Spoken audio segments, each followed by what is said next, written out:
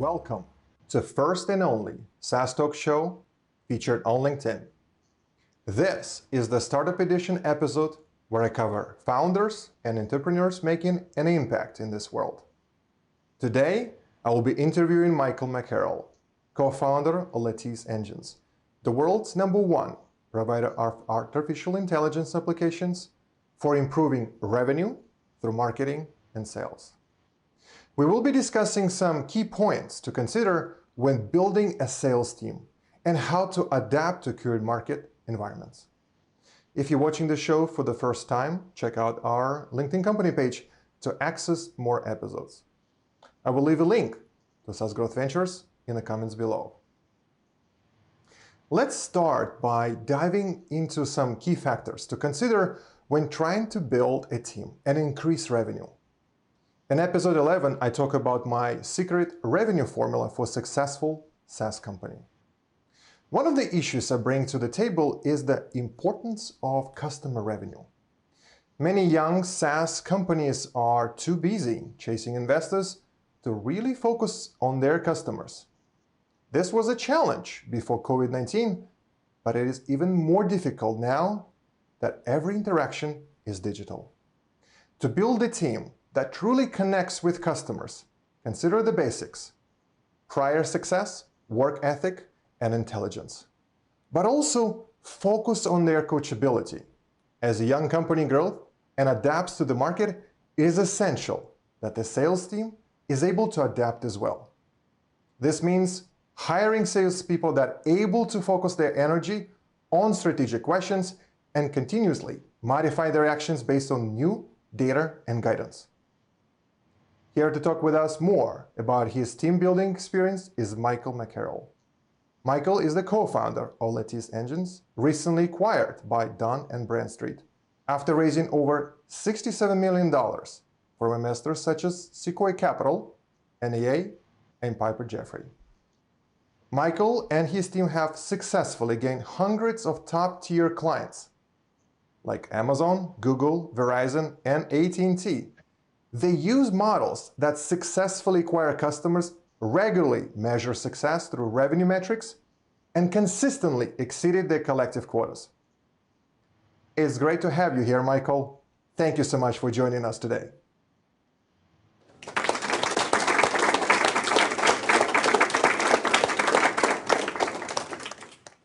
Thank you, Artem, and I really appreciate that you've created a forum like this one to share ideas.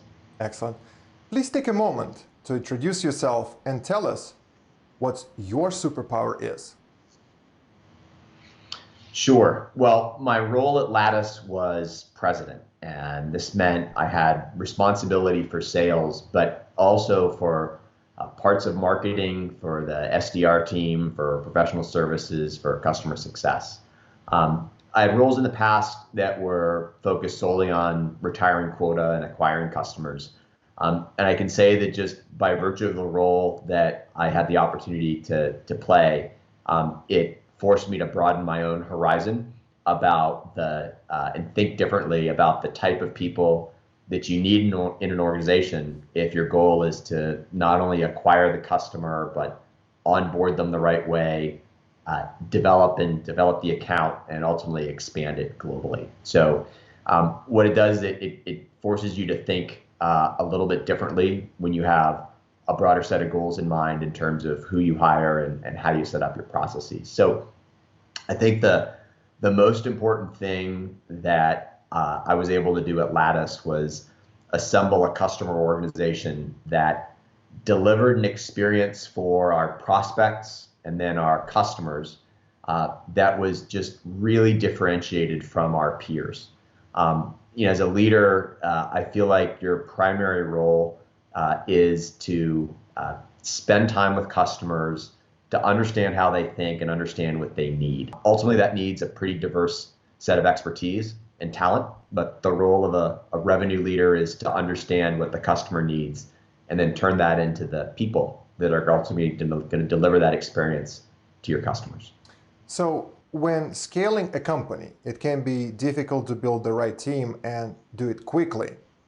How do you find the best talent, and what criteria or filter do you use to qualify your people? Yeah, so there's an old adage that says you should never be in a hurry to hire, and it's certainly the case. You need to be incredibly selective about the people that you bring on board. The team you build is really the company you build, and the decisions they make are the become the ethics of the company.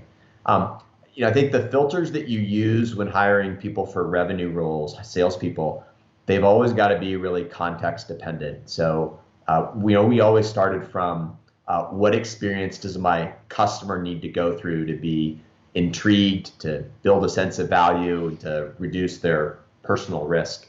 And then we go out and hire people that could do those things, those activities. But it started from what the customer's journey is going to be to get from I've never heard of you to, well, I've got to bring this in and I'm willing to take that risk. Um, so all that being said, there's not really a single profile that's going to work in all cases. You've got some reps that are going to thrive in certain companies because their style is really well attuned to what those customers want. Same reps can struggle if you put them into a different environment where needs are different. You see this a lot in the NFL. You have players that they thrive on some teams and they struggle to distinguish themselves on others. So you also have players that move teams. They're never heard of them before, and they go out and become all-stars. Few people are really always able to adapt their style. And really what you're looking for is either the people whose style is exactly right for your customers or the people that are just incredibly adaptable.